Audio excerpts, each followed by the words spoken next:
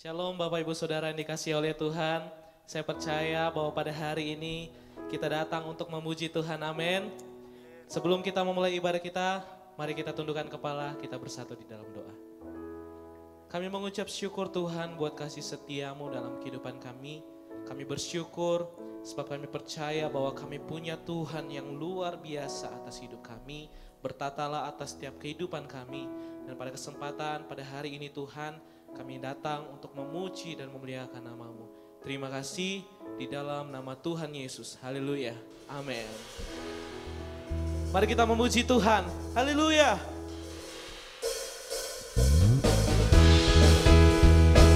Pujilah Tuhan.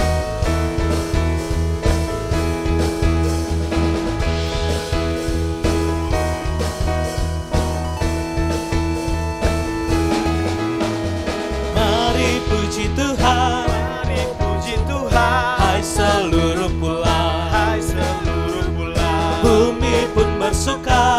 Bumi pun bersuka Menyambut Sang Raja. Mari puji Menyambut Tuhan. Sang Raja.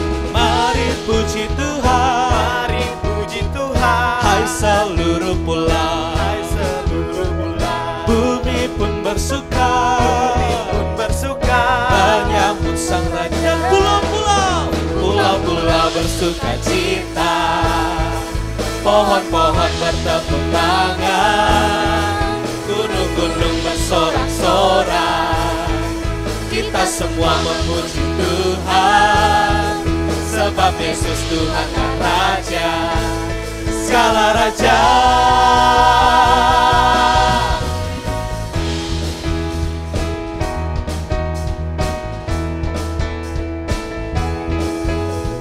Mari puji Tuhan.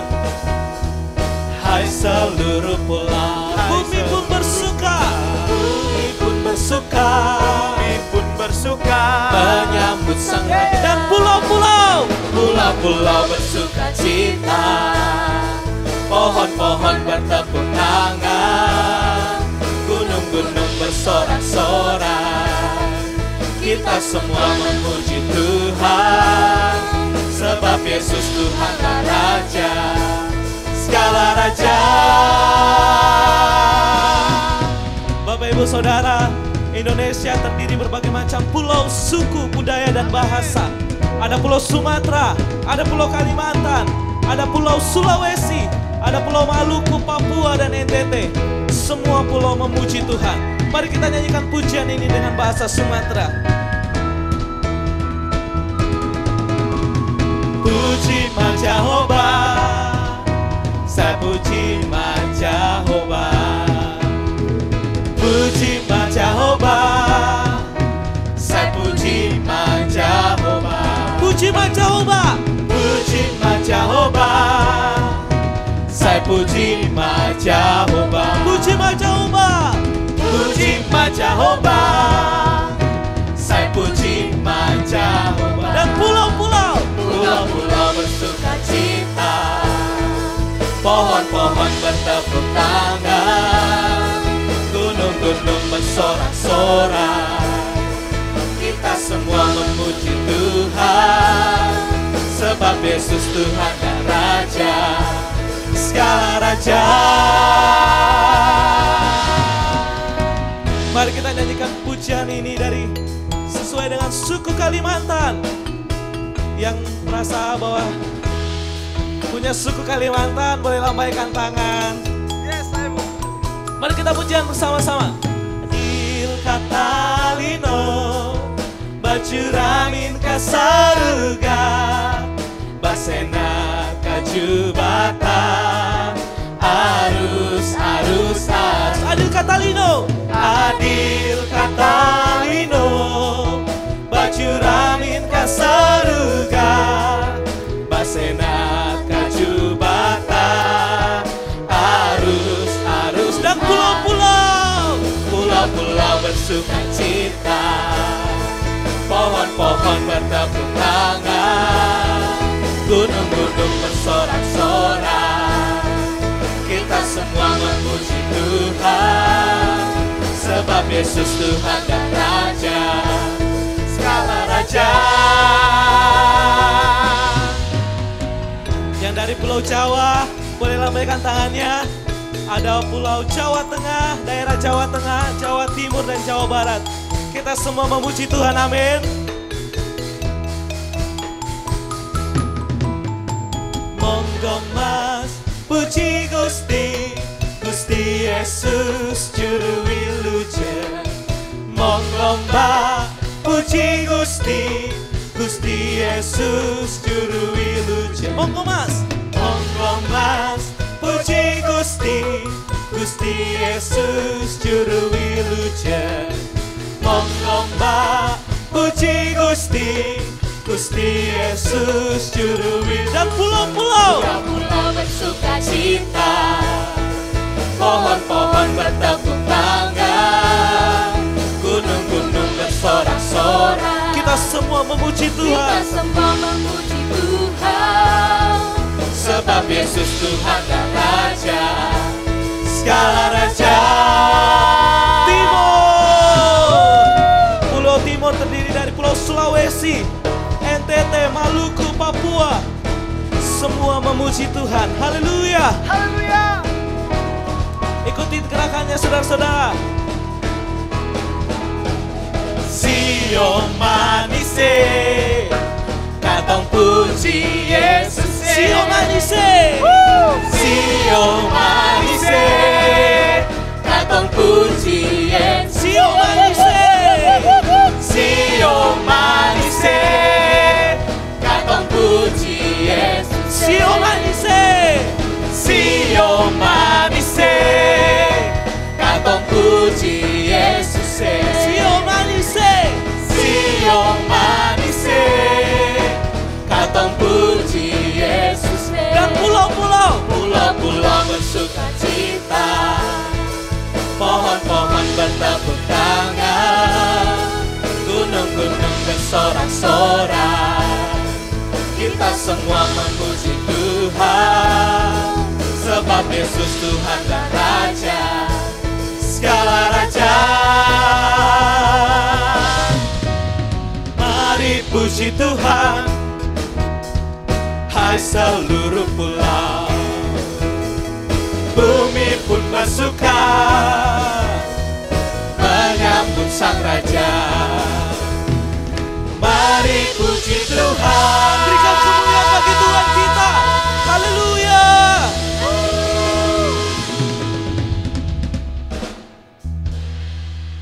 Mari kita persiapkan hati kita sebelum kita mendengarkan kebenaran firman Tuhan.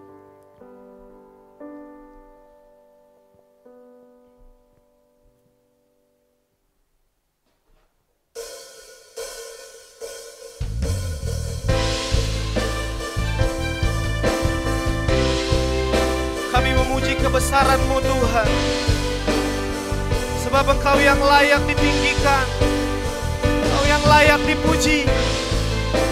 Kami mau menyembah-Mu Tuhan. Saat ku menyembah-Mu, Roh-Mu bekerja. Saat ku memuji-Mu, Kau bertata di atas pujian.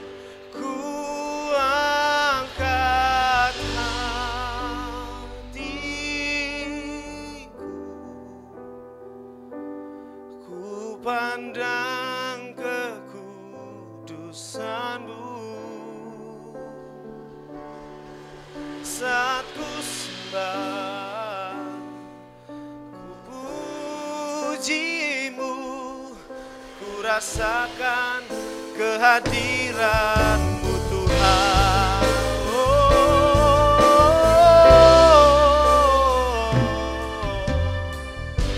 Saat ku menyembah-Mu, Roh-Mu bekerja. Saat ku memuji-Mu, Kau bertata di atas atas pujian, ku angkat hatiku, ku pandang kekudusan-Mu. Saat ku sembah, ku puji-Mu, ku rasakan kehadiran-Mu Tuhan. Ku angkat hatiku, ku pandang kekudusan-Mu. Saat ku sembah, ku puji-Mu, ku rasakan kehadiran-Mu Tuhan. Mari Bapak Ibu Saudara, kita naikkan pujian ini dari awal, sama-sama katakan. Saat ku menyembah-Mu, Roh-Mu bekerja. Saat ku memuji-Mu, Kau bertata di atas pujian. Mari angkat tanganmu, katakan. Angkat hatiku, ku pandang kekudusan-Mu. Saat ku sembah, ku puji-Mu, ku rasakan kehadiran-Mu Tuhan. Ku angkat hatiku, ku pandang kekudusan-Mu. Saat ku sembah, ku puji-Mu, ku rasakan kehadiran-Mu Tuhan. Ku angkat hatiku, ku pandang kekudusan-Mu. Saat ku sembah, ku puji-Mu, ku rasakan kehadiran-Mu Tuhan. Angkat hatiku, ku pandang kekudusan-Mu. Saat ku sembah, ku puji-Mu, ku rasakan kehadiran-Mu Tuhan.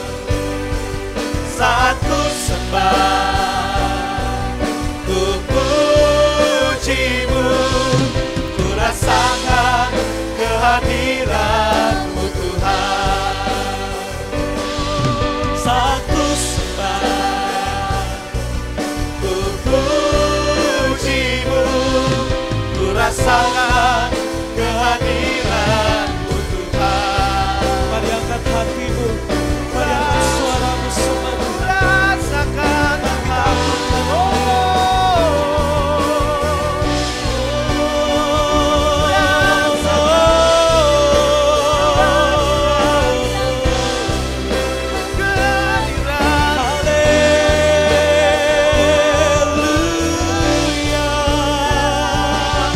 Kami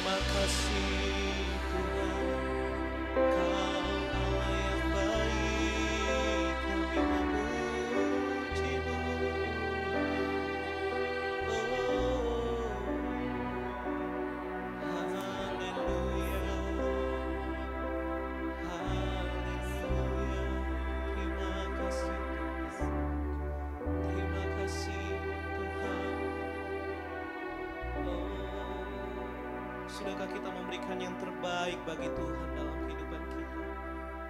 Bahwa Dia lebih dulu memberikan yang terbaik bagi kita. Mari kesempatan ini. Ini merupakan waktu yang terbaik kita untuk kita memberikan yang terbaik bagi Tuhan.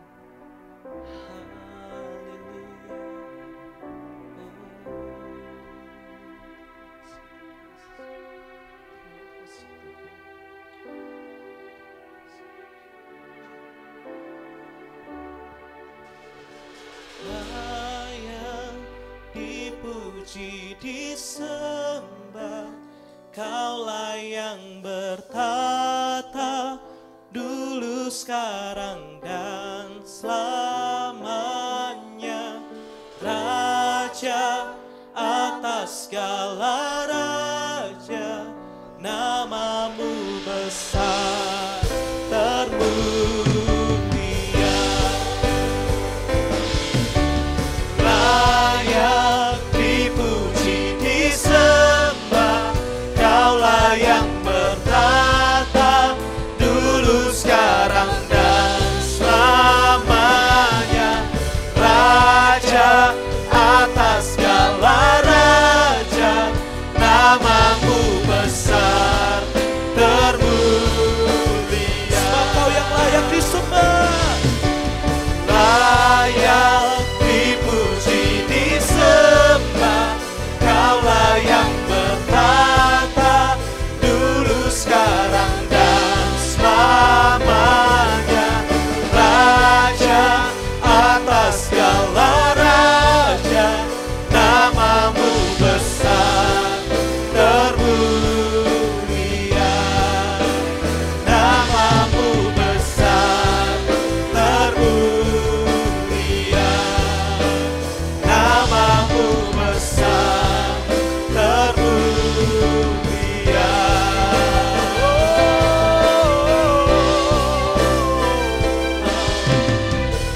Haleluya, berikan kemuliaan bagi Tuhan kita.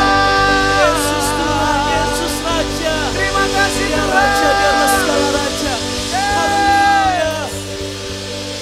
Terima kasih Tuhan, terima kasih. Terima kasih kami sudah merasakan setiap kebaikan-Mu dalam kehidupan kami Tuhan. Terima kasih segala apa yang Tuhan sudah lakukan bagi hidup kami. Dan tiba saatnya Tuhan, kami akan duduk diam mendengarkan kebenaran firman-Mu. Berikan kami hati dan telinga yang baik, sehingga setiap kebenaran yang kami akan dengarkan Tuhan boleh tertanam dan bertumbuh dalam setiap hati kami, sehingga kami bukan hanya menjadi seorang pendengar akan firman-Mu, tetapi kami juga boleh menjadi pelaku-pelaku akan firman-Mu. Berkati Tuhan, terima kasih di dalam nama Tuhan Yesus. Haleluya, amin. Oke, shalom Bapak Ibu Saudara yang dikasihi Tuhan. Apa kabar? Luar biasa. Saya ingin melanjutkan pengajaran yang minggu lalu kita sudah terima bersama-sama. Bapak Ibu, minggu lalu kita belajar bahwa tidak semua orang yang berseru Tuhan, Tuhan akan masuk dalam kerajaan surga.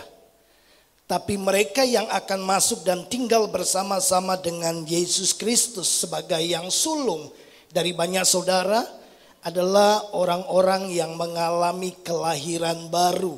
Ya, nah kita tahu ketika kita mengalami kelahiran baru, Bapak Ibu, kita dapati di dalam diri kita ada tabiat dan sifat yang baru yang kita terima dari Tuhan.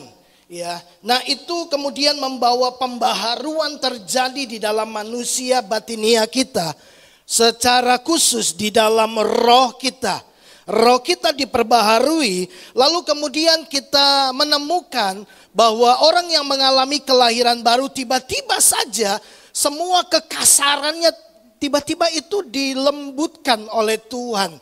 Ya, kekerasan hatinya dilembutkan oleh Tuhan. Ya, orang-orang yang memiliki problem emosional tiba-tiba bisa menjadi orang yang sabar.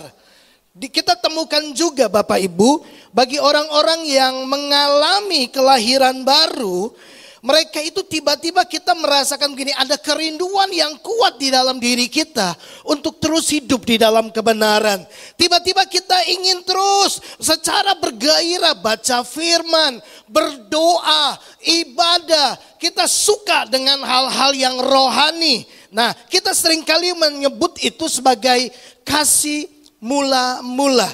Nah, dalam perjalanan kekristenan kita terus belajar firman, lalu kemudian firman Tuhan menjadi tolak ukur kehidupan kita.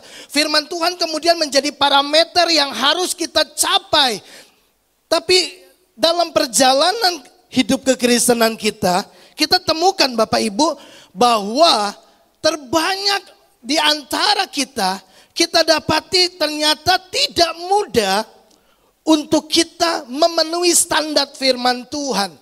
Beberapa kali kita tahu kebenaran bahwa kita harus mengampuni, tapi faktanya terlalu berat untuk mentaati itu. Kita tahu bahwa kita harus memberi, tapi rasanya sulit untuk mengeksekusi dalam tindakan. Kita tahu bahwa kita harus saling mengasihi, tapi kenapa justru kita menjaga jarak satu dengan yang lainnya? Ketika kita tahu kebenaran, lalu kemudian kita nggak bisa mentaatinya, ada rasa bersalah di dalam diri kita. Ada sesuatu yang bergejolak di dalam batin kita, di dalam diri kita. Lalu kemudian terjadilah sebuah yang namanya konflik batin. Di mana kita merasakan gini, seharusnya aku bisa mengampuni, tapi aku tidak bisa lakukan itu. Kemudian iblis mulai menuduh kita, iblis mulai mempersalahkan kita. Lalu terjadi gejolak, ada tekanan di dalam jiwa kita. Itu yang disebut konflik batin.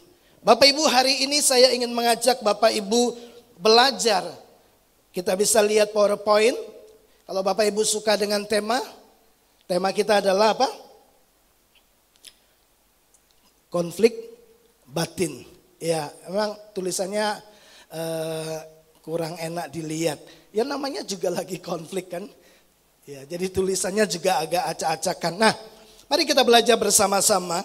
Karena saya temukan ada begitu banyak orang mendapati di dalam kehidupannya. Mereka itu terus belajar firman. Bahkan mereka sudah mendengar firman Tuhan bahwa orang yang lahir baru, yang lahir dari benih ilahi, tidak dapat berbuat dosa lagi. Tapi kenapa saya masih jatuh dalam dosa? Kenapa kemudian saya kembali kepada kebiasaan-kebiasaan yang buruk? Kenapa kemudian manusia lama saya kemudian menguasai diri saya lagi? Lalu ada banyak kebenaran-kebenaran yang saya sudah pelajari, tapi saya nggak bisa lakukan. Dan itu membuat saya tertekan, itu membuat saya rasa bersalah, itu membuat saya mau datang kepada Tuhan. Rasanya ada yang mengganjal dalam diri saya. Terjadi semua kegelisahan ilahi di dalam batin kita. Nah, sekarang kita mau belajar apa itu konflik batin. Nah, saya coba cari dan temukan itu di dalam Kamus Besar Bahasa Indonesia. Kemudian kata konflik batin, konflik yang terjadi di dalam batin manusia itu memiliki pengertian begini. Konflik yang disebabkan oleh keinginan yang saling bertentangan untuk menguasai diri sehingga mempengaruhi tingkah laku manusia. Jadi ada keinginan yang bertentangan di dalam diri kita. Kita mau lakukan kebenaran, tapi justru yang satu ini tidak mau. Kita mau mengampuni, tapi ada satu keinginan di dalam diri kita yang tidak mau melakukannya, tidak mau bekerja sama. Lalu terjadilah konflik di dalam diri kita. Dan itu mempengaruhi perilaku kita. Siapa keinginan yang paling kuat, itulah yang menentukan perilaku kita. Ketika keinginan yang tidak mau melakukan firman Tuhan itu lebih kuat, maka yang terjadi adalah begini. Kita tidak mau terhubung lagi dengan orang itu. Kita menjauhi orang-orang itu. Itu yang seringkali terjadi. Lalu kemudian kita mendapati begini, bahwa kehidupan kita tidak seperti yang Tuhan mau. Nah, Bapak Ibu yang dikasih oleh Tuhan, sebuah kabar yang menyejukkan kita juga. Saya mau sampaikan Bapak Ibu, ternyata seorang rasul besar seperti Paulus juga mengalami yang namanya konflik batin di dalam dirinya. Ternyata proses menjadi keserupaan dengan Kristus, Paulus menyadari bahwa itu berproses. Itu tidak terjadi waktu kita lahir baru, kita sempurna dalam semua aspek kehidupan kita. Ternyata tidak. Nah, mari kita lihat pengakuan jujur dari seorang rasul besar yang menuliskan 3/4 kitab di dalam perjanjian baru. Dia memberikan kepada kita sebuah pemahaman yang secara jujur yang seringkali dihadapi oleh orang-orang percaya. Nah, mari kita lihat Roma pasal yang ke-7 ayat yang ke-15 berkata demikian. Sebab apa yang aku perbuat, perilaku yang terlihat dalam tindakan, aku tidak tahu. Soalnya saya bisa bayangkan, kenapa aku lakukan ini ya? Seringkali kita dapati, kita maunya lakukan ini, kenapa ini yang aku lakukan? Padahal harusnya ini yang aku kerjakan. Kita dapati, lalu kemudian terjadilah rasa tekanan-tekanan di dalam batin kita. Sebab apa yang aku perbuat, aku tidak tahu. Karena bukan apa yang aku kehendaki yang aku perbuat. Tetapi apa yang aku benci, itulah yang aku perbuat. Saudara lihat, Paulus rasul besar ini merasa frustasi juga. Di awal-awal dalam pelayanannya. Dia dapati begini, aku seharusnya lakukan ini. Tapi kenapa ini yang aku lakukan? Aku maunya ini, tapi kenapa ini yang aku kerjakan? Dia mengalami sebuah pergolakan batin, sebuah rasa frustasi yang tinggi. Di ayat yang selanjutnya dia tuliskan ayat 22. Sebab di dalam batinku, aku suka akan hukum Allah. Di dalam batinku, di dalam rohku, aku ini suka dengan firman Allah. Aku suka dengan kebenaran. Kenapa? Karena di dalam rohku aku telah mengalami pembaharuan ketika aku mengalami kelahiran baru. Ada sifat yang baru, ada tabiat yang baru. Aku suka hidup dalam kebenaran. Aku suka saling mengasihi. Aku suka hidup dalam pengampunan. Dia mau lakukan firman Tuhan, tapi dia dapati justru yang dia lakukan bertentangan dengan firman Tuhan. Bukankah seringkali kita temukan diri kita seperti itu? Harusnya saya hidup jujur, harusnya saya mengasihi istri saya, harusnya saya menghormati suami saya. Tapi kenapa sulit sekali untuk melakukan hal itu? Ada sesuatu yang menghalangi kita. Nah, hari ini kita mau melihat rahasia itu supaya kita mengalami orang-orang yang berkemenangan di dalam Tuhan. Lalu kita lihat ayat 23. Tetapi di dalam anggota-anggota tubuh aku melihat hukum lain yang berjuang melawan hukum akal budiku. Ada sebuah perjuangan, ada pertentangan di dalam dirinya, ada keinginan-keinginan yang lain yang tidak setuju dengan apa yang aku sukai. Kita lanjutkan, dan membuat aku menjadi tawanan hukum dosa yang ada di dalam anggota-anggota tubuhku. Bapak Ibu yang dikasih oleh Tuhan, firman Allah yang hidup menerjemahkannya dengan lebih mudah untuk kita fahami. Coba perhatikan ini. Ayat 22, karena tabiat saya yang baru. Ingat, orang yang lahir baru menerima tabiat yang baru, betul? Yang lama sudah berlalu, sesungguhnya yang baru sudah datang, dan semua itu datang daripada Tuhan. Ada DNA ilahi, ya. Ada sifat, ada tabiat yang baru. Nah, Paulus bilang begini, karena tabiat saya yang baru, saya senang melakukan kehendak Allah. Manusia batinia kita, manusia roh kita khususnya suka dengan firman Tuhan. Lalu kemudian, tetapi ada sesuatu yang lain jauh di dalam diri saya. Di dalam tabiat saya yang rendah. tabiat saya yang tidak berkualitas, tabiat dari manusia lama saya yang berperang dalam pikiran saya. Kemudian apa? Dan dia menang. Serta menjadikan saya hamba dosa yang masih ada di dalam diri saya. Bapak Ibu yang dikasihi oleh Tuhan, saya ingin supaya kita memperhatikan bahwa di dalam diri kita ada dua keinginan ya yang terus bertentangan di dalam diri kita. Nah, kalau itu terus dibiarkan, itu tidak baik ya terjadi dalam diri kita. Mari lihat, pemazmur berkata begini, mengapa engkau tertekan, hai jiwaku, dan gelisah di dalam diriku. Pemazmur mendapati begini, dalam kehidupannya dia seringkali dapati bahwa ada keinginan-keinginan yang luhur, ada keinginan-keinginan yang mulia, keinginan-keinginan untuk menyenangkan hati Tuhan. Tapi dalam praktek kehidupannya dia nggak bisa mengeksekusi keinginan itu. Membuat apa? Dia menjadi gelisah.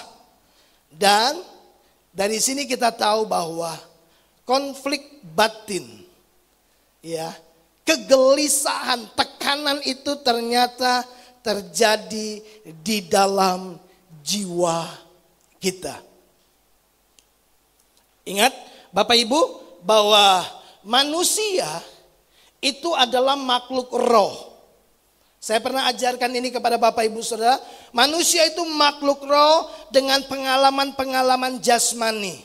Jangan dibalik, kita bukan makhluk jasmani dengan pengalaman roh. Tapi kita makhluk roh yang memiliki jiwa dan berdiam di dalam tubuh. Makanya kita bisa melihat gambar ini. Ini manusia roh kita yang memiliki jiwa, lalu kemudian termanifestasi semua perilaku tindakannya di dalam tubuh. Kita makhluk roh yang memiliki jiwa dan berdiam di dalam tubuh. Persoalannya di sini, Bapak Ibu.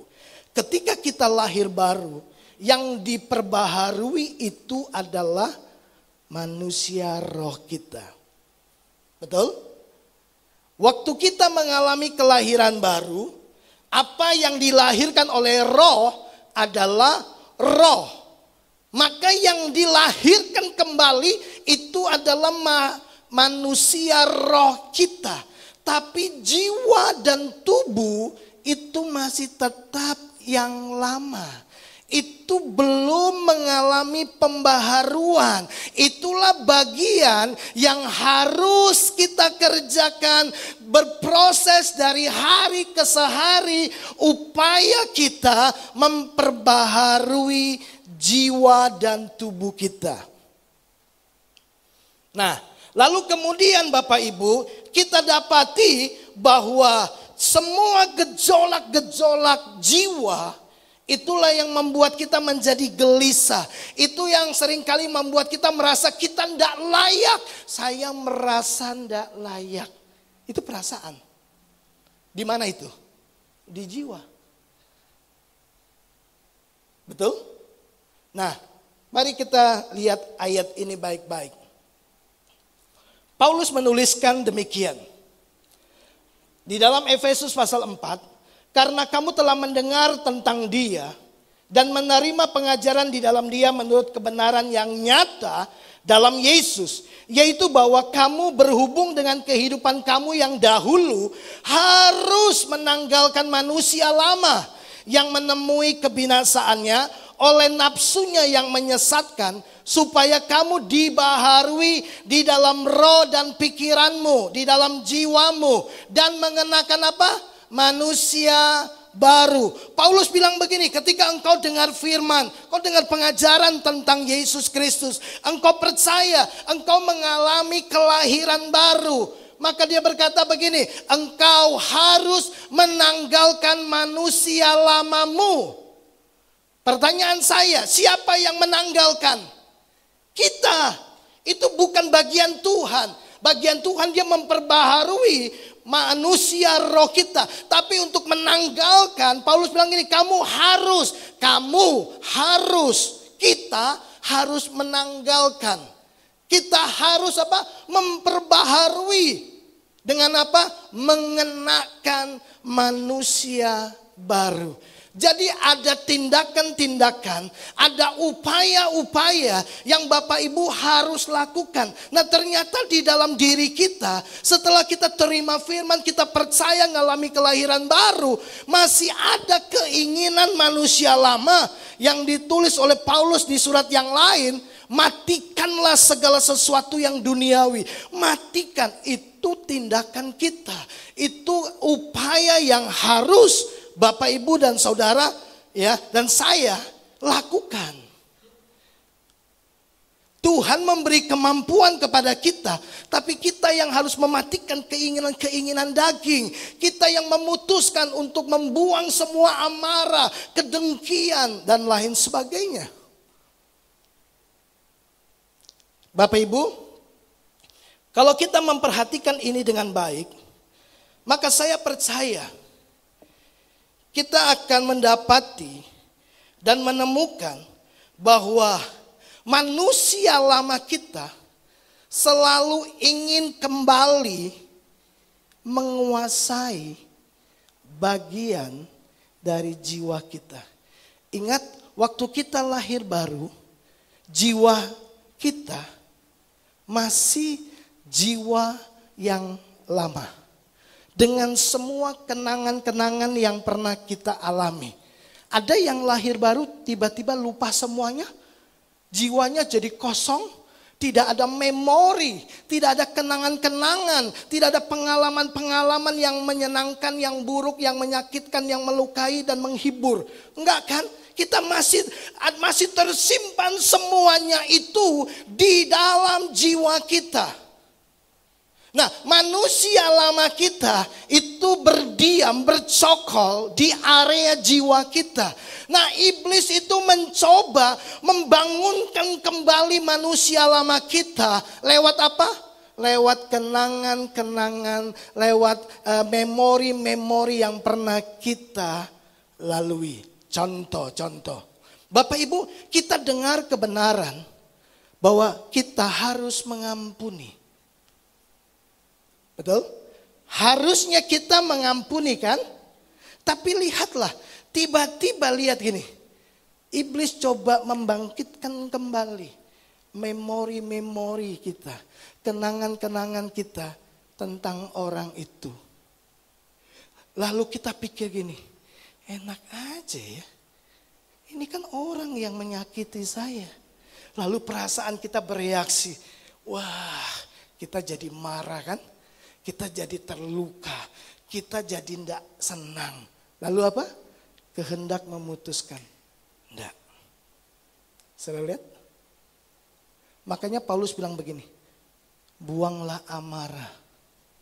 Berarti ada amarah kan? Setiap kita kan pernah marah.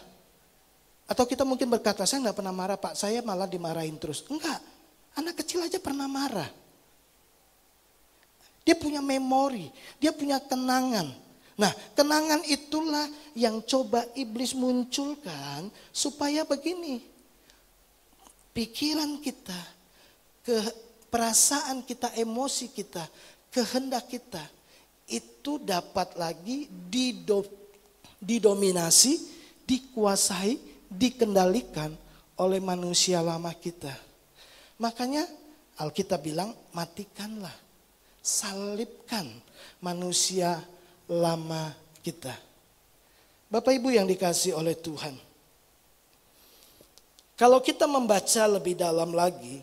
Satu kali saya baca kitab Kejadian pasal yang keempat. Ketika Kain dan Habel mempersembahkan korban kepada Tuhan. Kita tahu kisahnya, Tuhan tidak mengindahkan korban persembahan dari Kain. Apa yang terjadi? Dia marah kan? Lalu Tuhan berkata, kenapa mukamu muram? Kenapa hatimu panas? Mukamu muram. Itu masalah di mana tuh? Di jiwa ada gejolak. Ya. Lalu Tuhan bilang gini, Apakah mukamu tidak akan berseri-seri kalau kamu berbuat baik? Hati-hatilah. Dosa sudah mengintip di depan pintu hatimu. Dan kau harus berkuasa atasnya.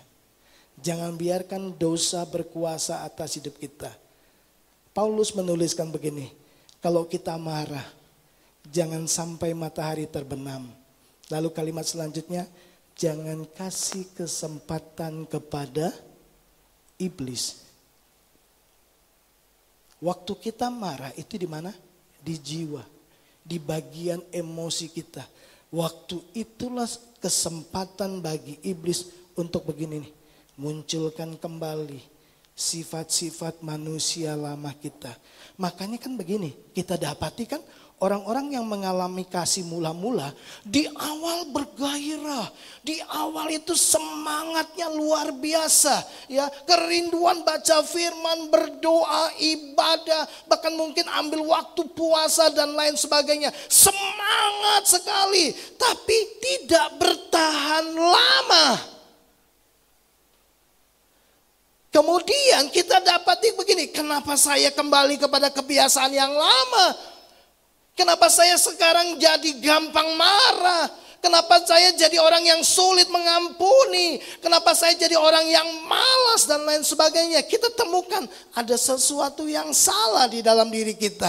Karena kita berpikir waktu kita ngalami kasih mula-mula, maka semuanya sudah beres, semuanya sudah menjadi baik. Ternyata bagian jiwa kita itu adalah bagian kita untuk memperbaharuinya. Nah, Bapak Ibu, karena konflik itu terjadi ya di area jiwa kita, maka bagaimana kita mengatasi konflik batin di dalam diri kita? Bagaimana kita mengatasi kegelisahan? Bagaimana kita mengatasi jiwa yang tertekan? Karena kita tahu kebenaran, kita nggak bisa lakukan. Kita tahu kita harus memberi, tapi kita nggak bisa eksekusi dalam tindakan. Kita akhirnya menjadi frustasi. Kita akhirnya menjadi tertekan. Kita dapati bahwa kita orang Kristen yang tidak taat. Kita tahu kebenaran, tapi kenapa ya susah untuk taat? Saudara dapati itu dalam diri saudara? Saudara tahu banyak kebenaran, kita terus berjalan dari hari ke hari. Tidak usah dari hari ke hari lah. Tiap minggu Bapak Ibu dengar firman Tuhan. Bapak Ibu mendapatkan kebenaran. Itu menjadi tolak ukur kita, itu menjadi parameter kita menjalani kehidupan. Waktu kita mencoba menggapainya, waktu kita mencoba mentaatinya, dan kita gagal untuk mentaati kebenaran itu, kita rasa bersalah. Iblis memiliki kesempatan lalu kemudian menuduh kita. Kamu tuh orang Kristen munafik, ya. Masa orang Kristen punya kepahitan? Masa orang Kristen pelit? Masa orang Kristen tidak saling mengasihi, tidak punya kepedulian? Iblis punya kesempatan terus intimidasi kita. Lalu kita merasa begini, aku tidak layak. Lalu akhirnya kita menyerah dan kita terjebak kembali di dalam kebiasaan-kebiasaan kita yang lama. Kita tidak semangat lagi ibadah. Kita nggak mau lagi kumpul-kumpul dengan saudara seiman. Kita nggak mau lagi baca firman. Yang penting sudahlah ke gereja. Tapi dalam gereja pun kita merasa begini. Sepertinya ada yang tidak benar di dalam batinku. Ada gejolak batin. Pertanyaannya, hari ini kita mau belajar Bapak Ibu, bagaimana kita menang, bagaimana kita mengatasi konflik batin yang terjadi di dalam jiwa kita. Mari kita lihat ini. Kalau saudara ingin mengatasi konflik batin, mau menangani konflik batin, maka dengar ini baik-baik. Tidak boleh ada dua keinginan yang bertentangan. Betul? Konflik batin tadi adalah apa? Konflik yang disebabkan adanya keinginan yang saling bertentangan.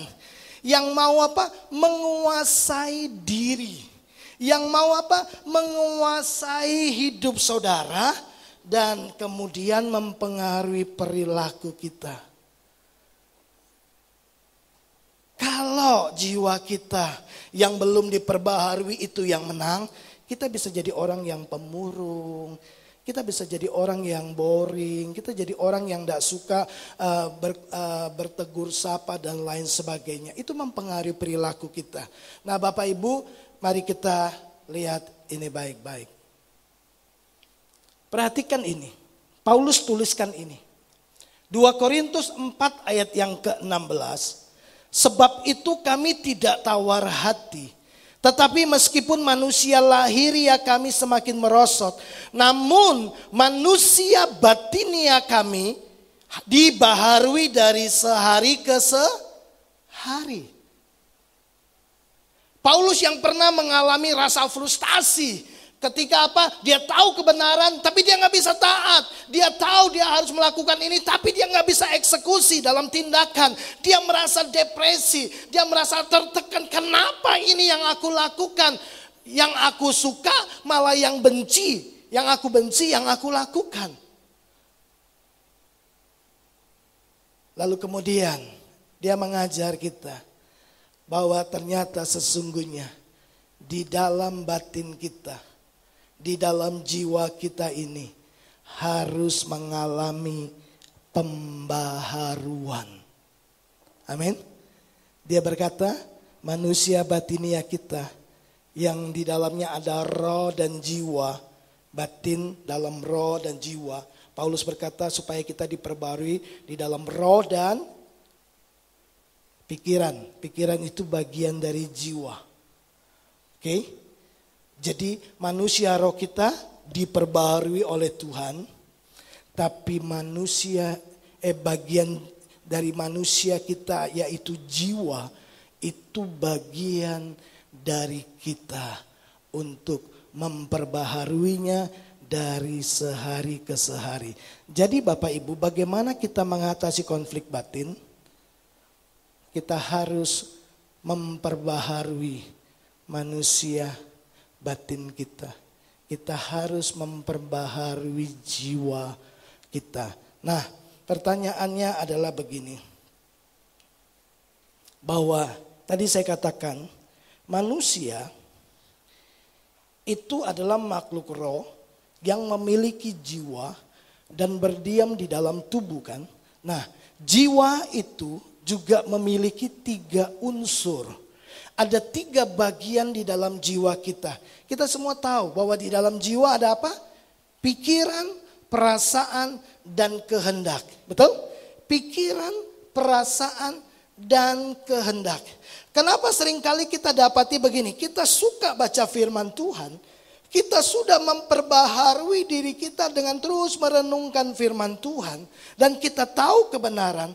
Tapi faktanya, realitanya kita dapati dalam hidup kita, kita mengalami juga kesulitan-kesulitan untuk mentaati kebenaran itu.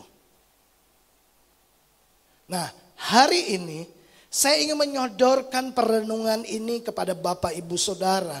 Supaya apa? Kita menjadi orang-orang yang benar-benar merdeka. Paulus bilang begini, supaya kamu benar-benar merdeka, Kristus itu akan Kristus telah memerdekakan kamu.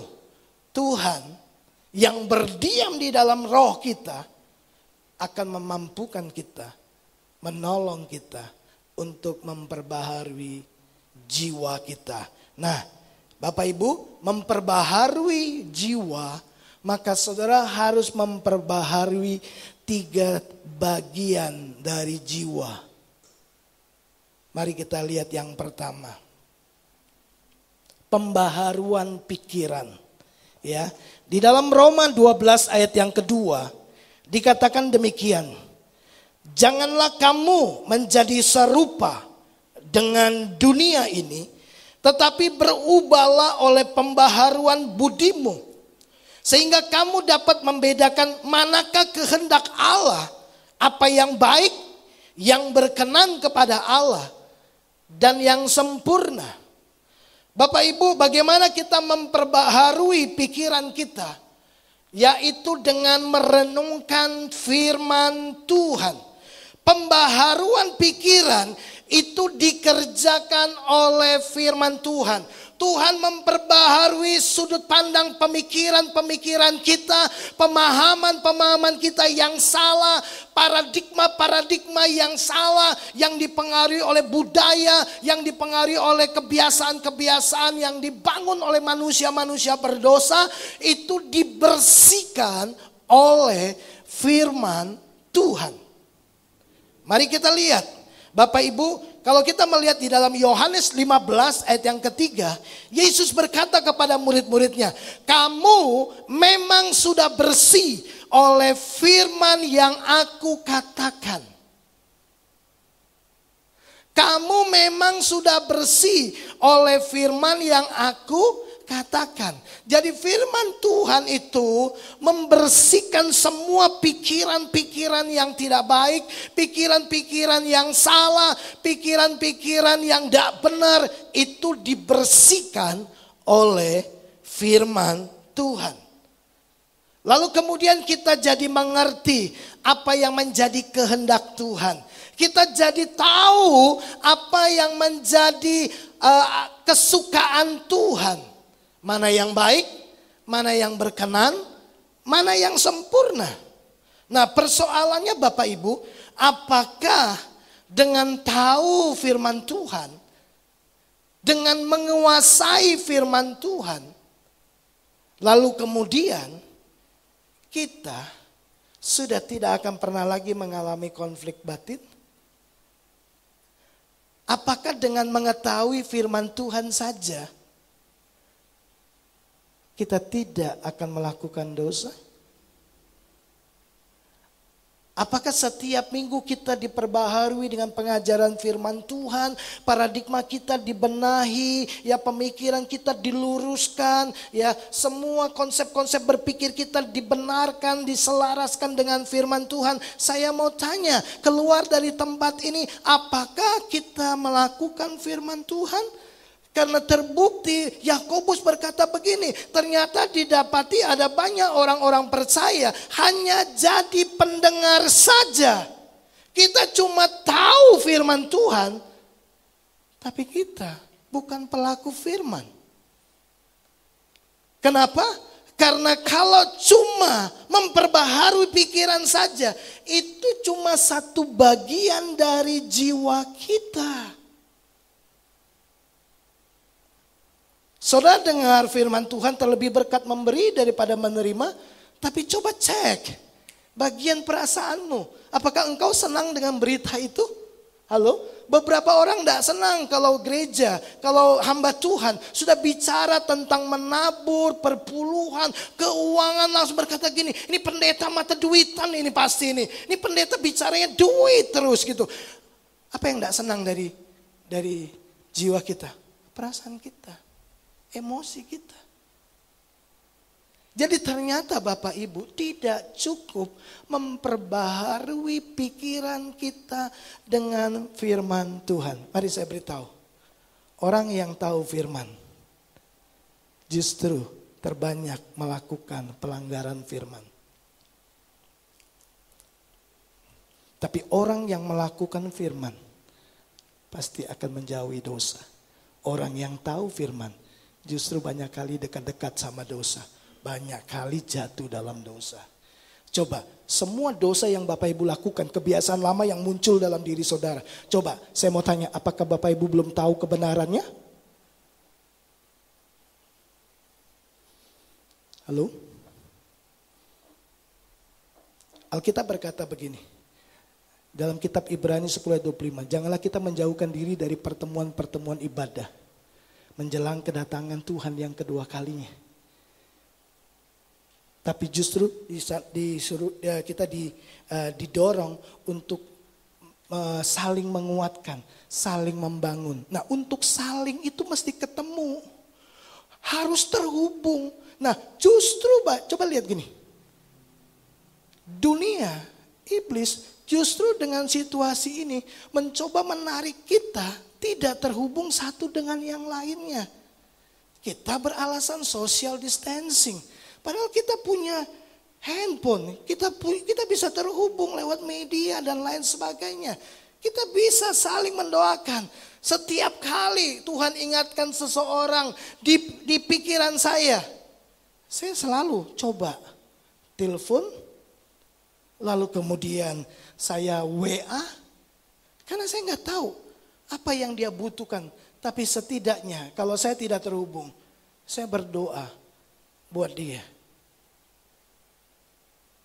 Kita tahu banyak hal tentang kebenaran. Dan pikiran kita diperbaharui terus dengan firman Tuhan. Pertanyaan saya, dengan tahu firman Tuhan, apakah kita akan melakukannya? Biasanya perasaan kita berat untuk mengeksekusinya dalam tindakan. Bapak Ibu ingat, di dalam jiwa ada 3 bagian kan? Bukan hanya pikiran, tapi juga ada perasaan dan ada kehendak. Nah, sekarang coba kita lihat bagaimana kita memperbaharui bagian perasaan atau bagian emosi dari jiwa. Bapak Ibu, cara untuk kita memperbaharui perasaan kita adalah dengan mengalami Tuhan, mengalami perjumpaan dengan Tuhan setiap hari secara kontinu. Pernah enggak Bapak Ibu temukan begini, ya? Ada orang-orang yang mengalami emotional problem. Orang-orang yang mengalami masalah dengan emosinya. Dia ke gereja sudah, baca firman sudah, tapi begitu tidak sesuai dengan yang dia inginkan, tersinggung, kecewa, wah dia bisa meledak-ledak kalau marah, itu luar biasa. Bapak Ibu, ada juga hamba-hamba Tuhan, itu coba kurang apa hamba Tuhan? Pengetahuan firman, oke, tapi kalau marah, itu bisa pukul-pukul meja, ya. Saya dengar Bapak Ibu beberapa tahun yang silam, ya, dalam sebuah sidang gereja memilih ketua, ya, sinode, itu sampai pukul-pukul meja, marah. Itu pendeta punya pengetahuan yang banyak tentang firman Tuhan. Coba Bapak Ibu sebagai pemilik usaha atau sebagai orang yang memiliki pembantu di rumah, coba kita tahu kan firman Tuhan, saling mengasihi, harus berbuat baik, harus ramah seorang kepada yang lain. Tapi coba lihat gini, pembantu tanpa sengaja jatuhkan vas bunga. Oh, ada yang bisa maki-maki, wah kata-katanya luar biasa kan. Bisa ngamuk-ngamuk, karyawan gak masuk, itu bisa telepon, wah kamu tuh ya, aku gaji bla bla bla bla bla bla. Coba lihat, problem emosional. Padahal ke gereja, iya, ya kan? Baca firman, iya. Tapi kenapa gampang meledak-meledak? Karena masalah. Kita cuma memperbaharui pikiran kita. Kita belum menyentuh pada bagian emosi dari jiwa kita. Nah Bapak Ibu, itu sebabnya solusi untuk kita memperbaharui emosi kita adalah begini, mengalami perjumpaan dengan Tuhan setiap hari. Coba lihat. Di dalam Ratapan pasalnya yang ketiga ayat 22 dan 23. Dikatakan demikian. Tak berkesudahan kasih setia Tuhan. Tak habis-habisnya rahmatnya. Selalu baru tiap pagi. Bapak Ibu yang dikasih oleh Tuhan. Ya, Tuhan mau berjumpa dengan kita setiap hari. Pernah baca Mazmur menulis begini, hanya dekat Allah saja aku tenang. Ya, tenang itu kan bicara tentang apa? Bagian jiwa di area perasaan. Hanya dekat Allah saja aku tenang. Ya, dekat di sini tidak bicara tentang posisi tubuh. Betul? Dekat di sini bicara tentang posisi hati. Sebab Alkitab berkata, Yesus pernah kutip apa yang diucapkan oleh Yesaya. Bangsa ini memuliakan aku dengan mulutnya, tapi hatinya jauh. Kita bisa saja angkat tangan waktu kita memuji Tuhan, melompat-lompat memuji Tuhan. Ya, kemudian mungkin juga bisa meneteskan air mata. Ya, mulut berkata haleluya, Tuhan baik, Tuhan baik. Tapi sebenarnya hati kita jauh. Lalu kemudian kita keluar dari gereja. Hati kita tetap kosong. Pernah alami itu? Saudara bisa dengar firman Tuhan. Khotbah-khotbah di YouTube itu bertebaran. Dari hamba-hamba Tuhan yang terkenal sampai yang kita tidak kenal. Kita bisa setiap jam kita bisa dengarkan khotbah. Tapi hati tetap kering, perasaan tetap hampa.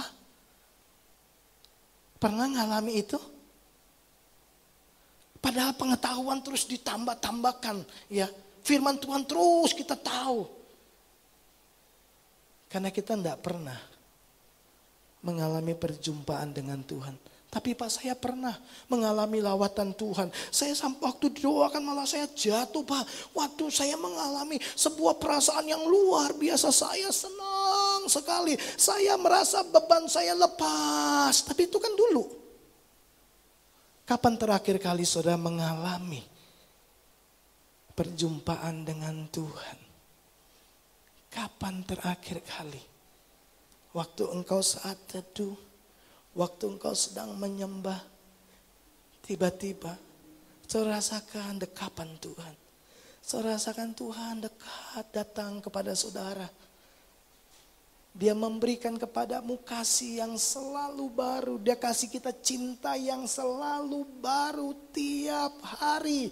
Kalau tiap hari dia sediakan cinta yang baru. Artinya gini, dia mau kasih kita tiap hari. Artinya begini, dia mau jumpai kita tiap hari.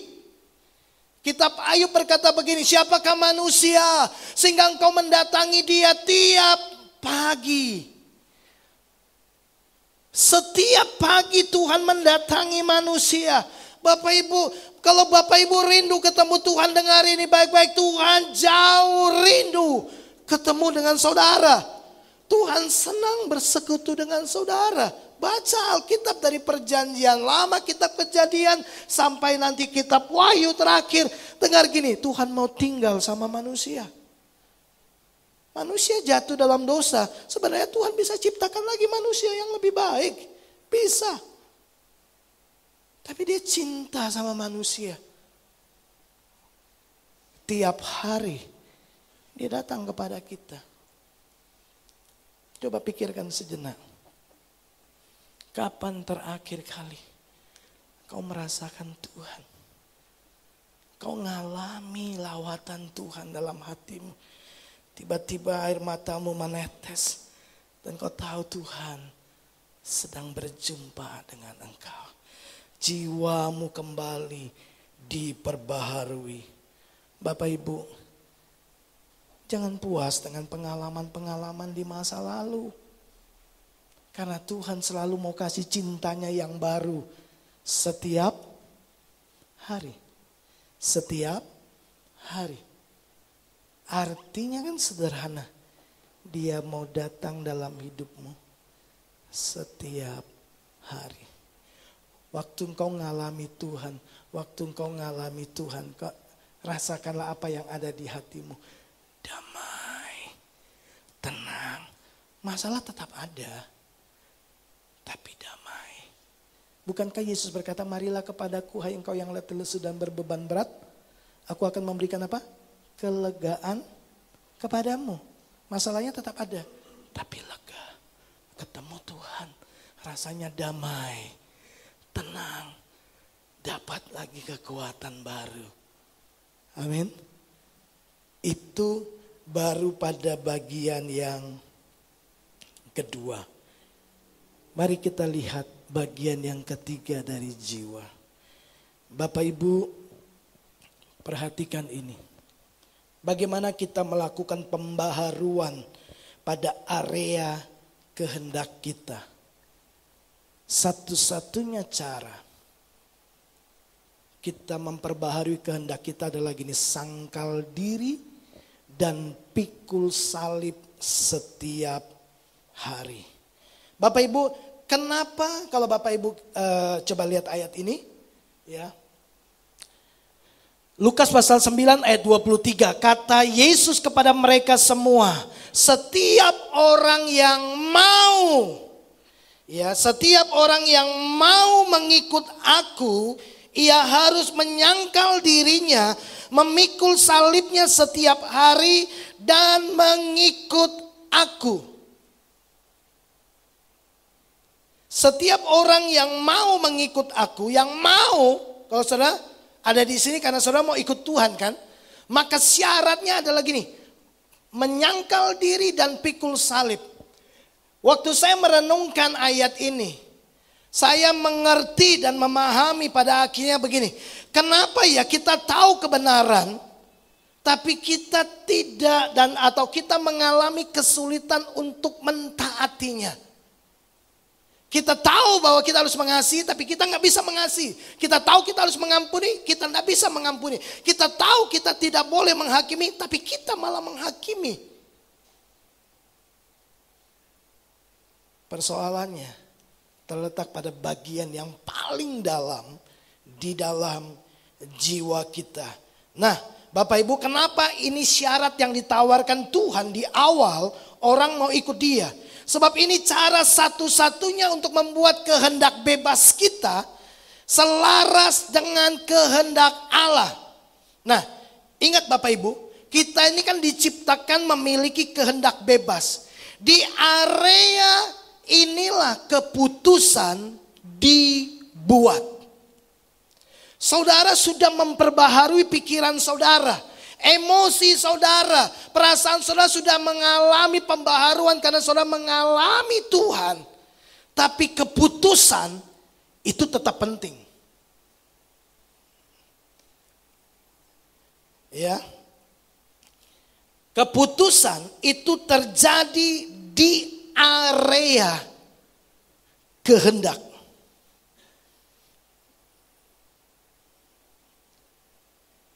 Tidak cukup saudara hanya memperbaharui pikiran saudara. Tidak cukup saudara hanya memperbaharui emosi perasaan saudara dengan mengalami Tuhan. Kalau saudara mau memperbaharui jiwa saudara, saudara harus memperbaharui ketiga-tiganya. Dan dengar ini baik-baik. Bagian yang terakhir inilah bagian yang paling sangat menentukan. Kenapa? Karena ini berkaitan dengan tindakan. Di dalam roh kita itu ada tabiat, ya, memiliki keinginan-keinginan yang ilahi. Di dalam diri kita yang lama, manusia lama kita juga punya keinginan-keinginan. Nah, saya mau tanya, kalau manusia lama punya keinginan, manusia baru punya keinginan, saya mau tanya eksekusinya di mana? Di kehendak, di area inilah. Makanya seringkali kita dapati bahwa begini, kita tahu firman, kita senang dengan firman, tapi kita sulit sekali mengeksekusi firman Tuhan sampai pada tindakan. Kenapa? Karena kita tidak mau melakukan penyangkalan diri. Nah, Bapak Ibu, tahukah Bapak Ibu bahwa kenapa banyak orang Kristen susah dipimpin oleh Roh Kudus? Karena semua arahan dan pimpinan Roh Kudus itu selalu bertentangan dengan keinginan manusia lama kita. Itu yang membuat konflik batin. Kita enggak suka. Nah, penyangkalan diri itu bicara tentang keputusan. Coba, kenapa seringkali kita sulit sekali untuk taat kepada kebenaran yang kita sudah tahu? Masalahnya bukan kita nggak tahu kebenaran itu. Masalahnya bukan kita nggak mengalami Tuhan setiap hari. Saudara mengalami Tuhan, saudara ibadah, saudara menerima hal-hal yang baru di dalam dirimu. Tapi ternyata di area ketiga ini, di dalam jiwa kita, itu juga harus diperbaharui, yaitu kehendak. Makanya Yesus bilang ini, siapa yang mau ikut aku? Dia harus menyangkal dirinya. Siapa yang mau ikut aku, yang mau tinggal sama aku, yang mau bersama-sama dengan aku di rumah Bapakku, dia harus menyangkal dirinya dan pikul salib setiap hari. Mari saya kasih contoh buat Bapak Ibu Saudara supaya saudara bisa memahami hal ini, ya. Bapak Ibu, dari ayat ini saya coba buat sebuah pernyataan. Penyangkalan diri adalah keputusan untuk mengikuti keinginan Tuhan Yesus yang hidup di dalam diri kita. Saudara punya kehendak, manusia lama punya keinginan kan? Tapi untuk memperbarui kehendak kita tidak ada cara lain. Kita harus menyangkali diri. Menyangkali diri itu keputusan untuk mengikuti keinginan Tuhan Yesus yang berdiam di dalam diri kita. Hari saya kasih contoh. Kalau saya kasih contoh yang baru-barulah ini. Beberapa bulan yang lalu kami mendapati ada banyak orang-orang yang mengenal kami, lalu mereka berbagi berkat Tuhan buat kami. Ya, mereka ingat kami, lalu mereka kirim dana buat kami, kirim berkat, lalu beritahu istri saya ada transfer dana karena Tuhan ingatkan saya dengan kalian. Lalu dikirimlah. Nah, Bapak Ibu, istri saya ini kan kemurahan hatinya kan luber. Ya, kalau saya kan kemurahan hati saya tuh mesti buka keran pelan-pelan, hitung-hitungan gitu. Kalau istri saya enggak. Jadi begitu tahu ada dana masuk, langsung dia bilang ini, bisa enggak dana ini kita bagi buat satu rekan hamba Tuhan yang kita tahu memang sedang berjuang dengan masalah ekonomi. Padahal waktu saya terima berita itu, saya pikir begini, puji Tuhan, saya bisa nabung nih dikit ini. Ini anak sudah mau kuliah nih, gitu ya. Saudara, itu keinginan saya. Puji Tuhan, bisa. Lalu istri saya bilang ini, boleh enggak? Nah, Bapak Ibu, maksudnya apa? Saya harus membuat keputusan. Keinginan saya ditabung. Karena saya tuh dari kecil suka nabung. Jadi apa-apa saya pasti gini, nabung. Buat persediaan, nabung. Buat jaga-jaga, nabung. Nah, istri saya enggak, dia punya kemurahan hati yang luber gitu kan. Jadi begitu dapat, boleh enggak ditransfer ke sana? Ya, sebagian lagi transfer kepada rekan-rekan angkatan, ya, angkatan alumni, angkatan saya, angkatan 32 di Tawangmangu, ya, boleh enggak gitu. Saudara, tahu? Ada pertentangan di dalam diri saya karena satu keinginan, saya ingin nabung. Kenapa? Anak saya ini sudah SMA semua, dua ini sudah SMA. Ntar lagi kelas 3 dan akan kuliah. Saya pengennya nabung. Tapi istri saya bilang ini, boleh enggak lepaskan berkat itu kepada hamba Tuhan yang lain?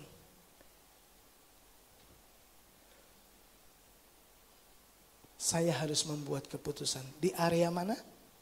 Kehendak. Kehendak saya ingin nabung. Tapi di satu sisi saya tahu kebenaran. Bahwa ada berkat yang menjadi roti untuk dimakan. ada benih untuk ditabur. Bapak Ibu, untuk mentaati firman Tuhan, saya harus menyangkali diri saya, keinginan saya. Dan saya berkata, transfer saja. Akhirnya saya putuskan untuk transfer.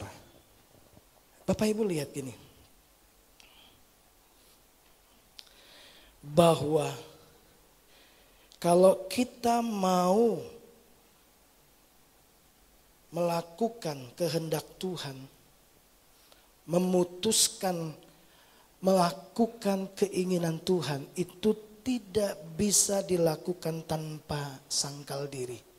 Tapi waktu kita ambil keputusan tanpa sangkal diri, itu pasti berat. Betul? Saya harus menyangkali diri saya. Waktu saya harus say sorry, minta maaf kepada seseorang yang saya tahu gini, bukan saya yang salah, dia yang salah. Tapi saya harus datang sama dia. Karena firman Tuhan berkata, kalau kau dapati ada sesuatu di dalam hati saudaramu, kau harus datang. Tinggalkan persembahanmu, datang sama dia dan berdamai. Kehendak saya adalah begini, dia yang salah, kenapa saya yang datang? Tapi firman Tuhan berkata datang dan berdamai. Datang dan berdamai. Bapak Ibu, untuk mengeksekusi firman Tuhan saya harus sangkal diri saya. Saya datang dan berkata begini, maafkan saya kalau saya buat salah. Untuk lakukan itu, saudara harus salibkan diri saudara. Dan itu tiap hari. Bapak Ibu dengar gini, banyak orang Kristen berhenti hanya pada 2 bagian pembaharuan jiwa. Pikiran dengan merenungkan firman, baca firman Tuhan. Lalu dengan mengalami Tuhan dalam ibadah. Tapi kita nggak pernah sungguh-sungguh memperbaharui kehendak di dalam jiwa kita. Karena cara satu-satunya untuk bisa menyelaraskan kehendak kita dengan kehendak Tuhan, Yesus sudah bilang, sangkal diri dan pikul salib tiap hari. Salib itu alat untuk mematikan daging manusia lama kita. Kalau Bapak Ibu bisa mengalami semua itu, percayalah, saudara Bapak Ibu akan sangat mudah melakukan firman Tuhan. Bagaimana kita menang atas konflik batin? Baharui jiwamu setiap hari. Apa itu? Pikiran, perasaan, dan kehendak. Tuhan memberkati kita. Baik Bapak Ibu, mari kita akan selesaikan ibadah kita. Sekali lagi, mari kita merendahkan hati kita di hadapan Tuhan. Kita datang, kita bersyukur kepada Tuhan. Bapa, terima kasih buat firman-Mu. Terima kasih buat ibadah kami hari ini. Tuhan memberkati semua pujian, penyembahan, kebenaran firman Tuhan menjadi kekuatan penghiburan buat kami. Terima kasih ya Bapa di surga. Terima kasih. Kami akan berpisah. Kami akan kembali ke rumah kami masing-masing. Kami terima berkat yang terbaik daripada Allah Bapa. Kasih sayang daripada Tuhan Yesus Kristus dalam persekutuan Allah Roh Kudus. Memimpin, menyertai, menolong kami terus diperbaharui hari demi hari. Pikiran, perasaan, kehendak kami. Semua diselaraskan pada kehendak Allah. Supaya kami bertumbuh dalam keserupaan dengan Yesus Kristus. Kami terima berkat Abraham, Ishak dan Yakub. Berkat yang disempurnakan dalam Kristus Yesus Tuhan kami. Kami terima berkat ini di dalam dan demi nama Yesus. Setiap kita yang percaya diberkati Tuhan, mari sama-sama katakan amin. Tuhan memberkati kita semua.